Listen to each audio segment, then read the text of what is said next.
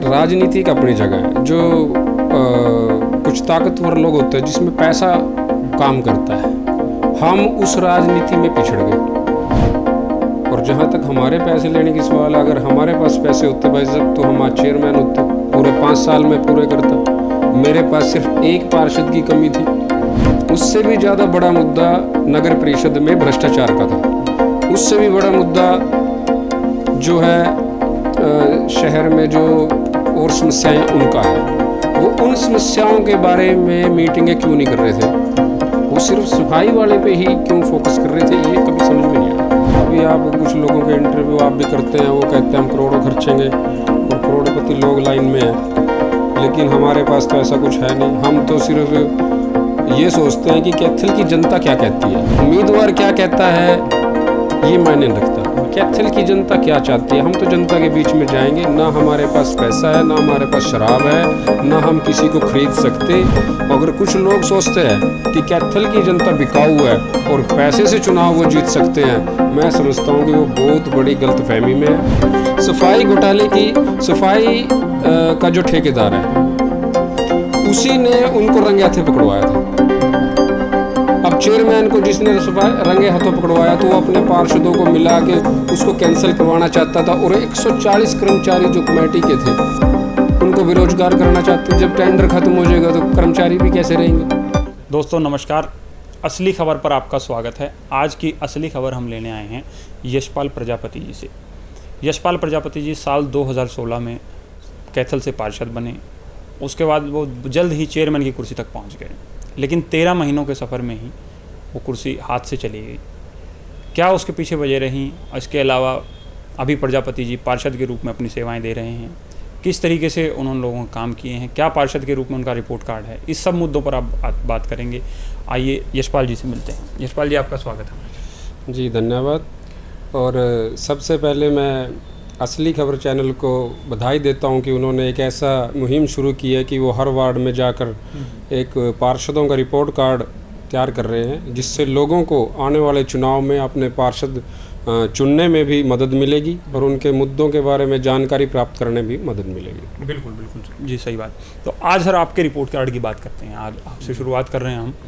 तो कैसा है आपका रिपोर्ट कार्ड, क्या माना जाए?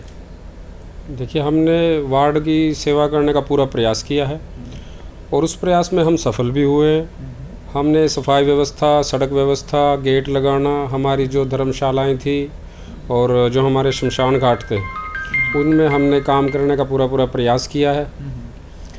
और इसके बाद जो भी हमने काम किए हैं उसकी एक हमने लिखित में भी एक रिपोर्ट कार्ड तैयार किया है, जिसकी कॉपी हम आपको एक उपलब्ध भी कराएंगे। जैसा कि सर आपने हमें रिपोर्ट दी है, ये इसमें हम देख रहे हैं कि आपने काफ़ी सारे कार्य करवाए हैं। तो इनमें कोई ऐसा कार्य भी है जो आपके मतलब काफ़ी समय से अटका हुआ हो, लग रहा हो वार्ड वालों को ये काम तो होगा ही नहीं? देखिए, हमारे वार्ड में जितनी भी धर्मशालाएं थी, हमारा वार्ड एक पिछड़ा वर्ग के जैसे ज़्यादा लोग रहते हैं, तो उनकी आर्थिक व्यवस्था भी थोड़ी सी कमज़ोर है। तो हमने धर्मशालाओं का जोर दिया ताकि वहाँ पे सुख दुख के कार्यक्रम हो सके। इसके लिए जैसे हमारे पास विश्वकर्मा धर्मशाला है, वहाँ 10 लाख की ग्रांट से वहाँ एक हॉल का निर्माण किया गया। प्रजापति धर्मशाला है हमारी 2, वहाँ 5-5 लाख रुपए दिए गए। इसके बाद एक रविदास धर्मशाला अमकेश्वर बस्ती में, वहाँ लगभग 21 लाख रुपए से उस पूरी बिल्कुल नई धर्मशाला का निर्माण किया गया है। एक हमारा स्कूल है पाडला रोड पे रविदास जी के नाम पर, वहाँ पे हॉल वगैरह, कमरे वगैरह तैयार किए गए हैं। उसके अलावा जो भी धार्मिक स्थल हैं उनकी थोड़ा सा जो उन्नति का, विकास का, जीर्णोद्धार का काम किया है। हमारे वार्ड में 2 शमशान घाट हैं और जैसे पीछे कोरोना महामारी थी, सरकार के निर्देश आए थे कि जो बिजली के शवगृह हैं वो तैयार किए जाएंगे, मशीनें लगेंगी इलेक्ट्रॉनिक। हाँ, तो 2 एक शिव वाटिका के नाम से प्रताप गेट है, वहाँ 55 लाख की लागत से वो मशीन लगी। और एक डोगरा गेट में उसकी लागत से 55 लाख की लागत से वो मशीन लगी, जिससे अब जो बीमारी है अब इस पे किसी का वो हाँ बस तो है नहीं, लेकिन फिर भी उसमें जो कर सकती है सरकार वो सरकार कर रही है और उसमें हम सहयोगी हैं। ठीक है यशपाल जी, आपका सफ़र चेयरमैनशिप का भी रहा जी। ठीक है, आपके खाते में वो भी एक रिकॉर्ड दर्ज है जी। और 13 महीनों का वो रिकॉर्ड है। अटल बिहारी जी की सरकार भी जो है 13 महीने चली थी, तो आप इस पर क्या मानते हैं आप? देखिए और उसकी हमें बताएंगे हमारे दर्शकों को, ताकि सुन सकें लोग कि यशपाल जी के साथ एक्चुअल क्या हुआ था। लोगों के पास अलग अलग कहानियाँ हैं कि इस वजह से प्रजापति की कुर्सी गई, कोई कहते थे अच्छे आदमी थे, कोई कहते थे जी पैसे बना रहे थे, अलग अलग तरीके की स्टोरीज़ हैं। बिल्कुल, अगर वो लोग कहते हैं कि पैसे बना रहे थे तो लोगों को पता है कि अगर पैसे होते तो चेयरमैन ही जाती ना। तो हम आपका वर्जन सुनना चाहें ना। हाँ। उसमें आप एक्चुअल स्टोरी बताइए। बिल्कुल, एक्चुअल स्टोरी ये है कि हम अपना काम कर रहे थे, मुझे राजनीति की इतनी समझ नहीं थी, और जैसा राजनीति में चलता है होता है, मैं उन बातों को ज़्यादा स्वीकार करता नहीं था। मैं सिर्फ शहर की सेवा में लगा था, और उसमें हमने 2-4 काम ऐसे करके भी दिखाए शहर में जो बहुत पेंडिंग थे। जैसे हमारे शहर के बीचों बीच एक 16 एकड़ का तालाब है जिसकी बिल्कुल कोई सुध नहीं है, और आज भी कोई सुध नहीं है। मेरे जाने के 4 साल बाद भी कोई सुध नहीं है। आप विद्यार तीर्थ की मैं बात कर रहा हूँ।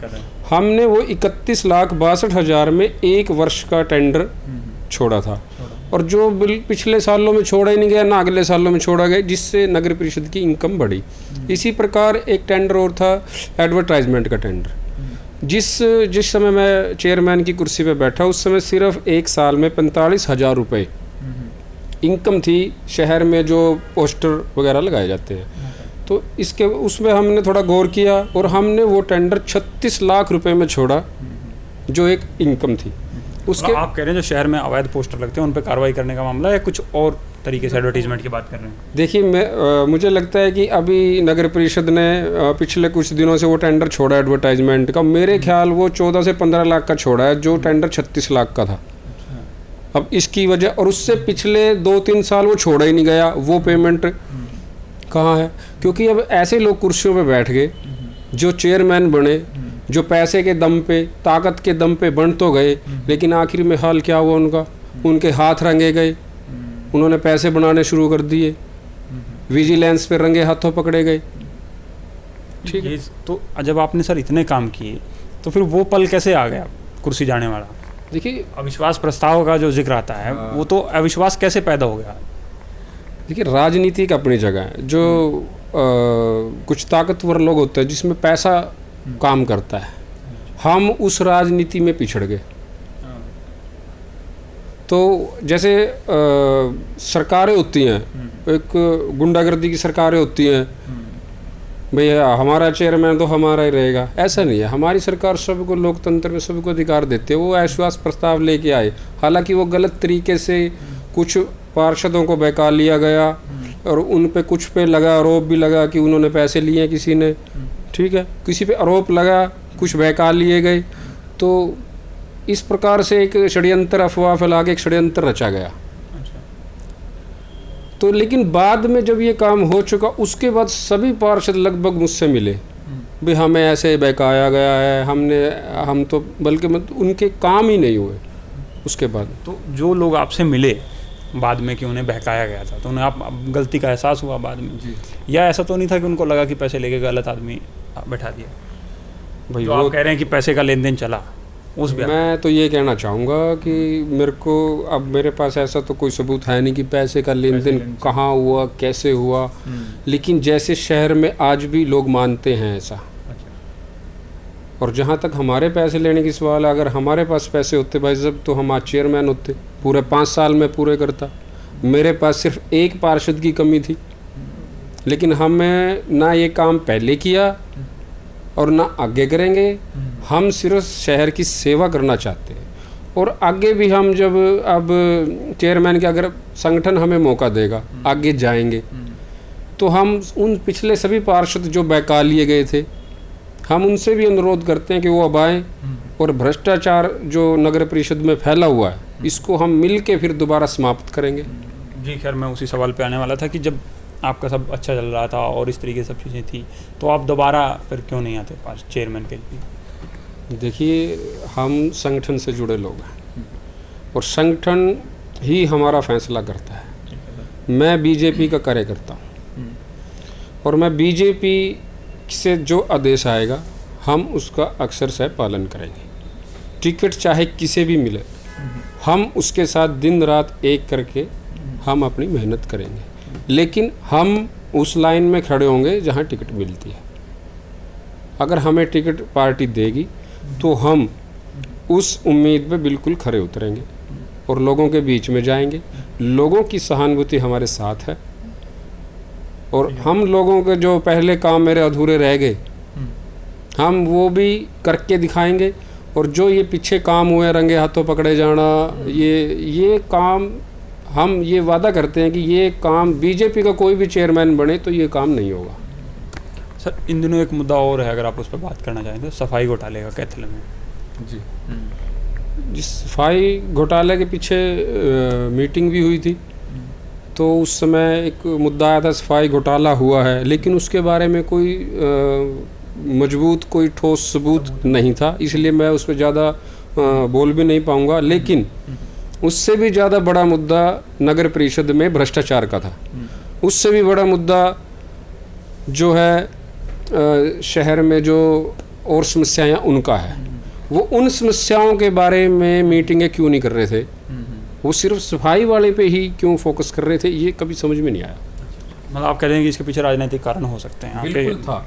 बिल्कुल था राजनीतिक कारण, क्योंकि सफाई घोटाले की सफाई का जो ठेकेदार है उसी ने उनको रंगे हाथे पकड़वाया था।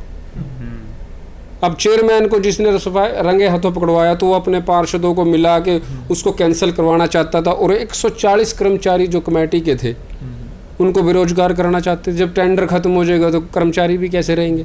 सही बात। आपने शहर में और समस्याओं की बात करी। इन दिनों एक बड़ी समस्या है, आज कुछ लोग सामाजिक संगठन के धरने पर भी हैं उस समस्या को लेकर। शायद आप भी देख पाते होंगे, जब आप सड़क से गुजरते हैं तो गौ माता भी हैं और सड़कों पर भी विचरण कर रही हैं। ठीक है, आप क्या मानते हैं कि इस समस्या से कैसे निपटें? ये तो नगर परिषद के अलावा भी समस्या है। देखो, ये समस्या जो है, जो हमारी बेसहारा गौ माता सड़कों पे घूम रही, इसके लिए जिस समय मैं चेयरमैन थे एक प्रयास हुआ था। एक गौशाला नए बस स्टैंड के पीछे बनाई गई थी जिसमें लगभग 50 लाख के लगभग रुपए वहाँ दिए गए थे, शेड बनाया गया था और वो आज भी गौशाला चल रही है। अब उसका क्षेत्र बढ़ाना चाहिए था समय के अनुसार। और मैं सबसे बड़ी बात ये कहूँगा कि इस समस्या का हल गौशालाएं भी नहीं है। गौशालाएं तो शहर में करीब 5-6 हैं। हाँ, बड़ी गौशालाएं हैं, ठीक ठाक। समस्या का हल गौशाला नहीं है।